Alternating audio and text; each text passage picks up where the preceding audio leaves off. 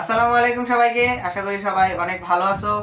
আজকের এই ভিডিওতে তোমাদের সবাইকে স্বাগতম। এন্ড আজকের এই ভিডিওতে আমরা দেখো a স্কয়ার সমান যদি b স্কয়ার হয় তাহলে কি এখান থেকে আমরা সব ক্ষেত্রে a সমান b লিখতে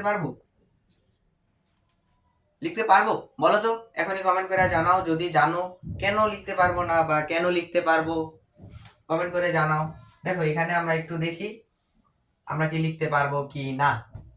এই যে a স্কয়ার সমান b স্কয়ার, এইখানে যদি এর এই যে রুটটাকে ওই সাইডে নিয়ে যাও তাহলে কি হবে, তাহলে এইখানে এখানে স্কয়ারটাকে এখানে নিলে রুট হয়ে যাবে। তাহলে রুট বি স্কয়ার মানে কি? রুট বি স্কয়ার মানে হচ্ছে প্লাস মাইনাস, এখানে প্লাস মাইনাস না প্লাস মাইনাস বি হবে, তাই না? প্লাস মাইনাস বি হবে, তাহলে এ সমান প্লাস মাইনাস বি হচ্ছে।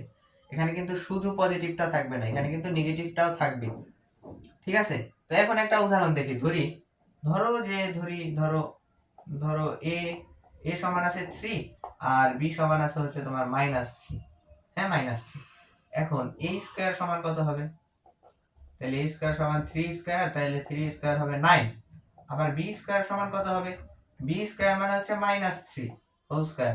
তাহলে b স্কয়ার সমান কত হবে বলো? -3 এর উপরে যদি স্কয়ার থাকে তো মাইনাস তো প্লাস হয়ে যাবে।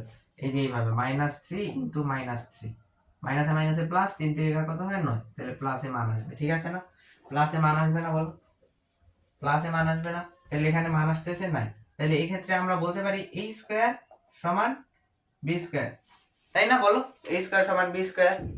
কিন্তু এখানে কি আমরা এখান থেকে a সমান b লিখতে পারবো? এখান থেকে b লিখতে পারবো? দেখো তো, এই যে a সমান আছে হচ্ছে 3 আর b সমান আছে হচ্ছে -3, তাহলে এই যে a সমান b লেখা যায় কিনা দেখো তো।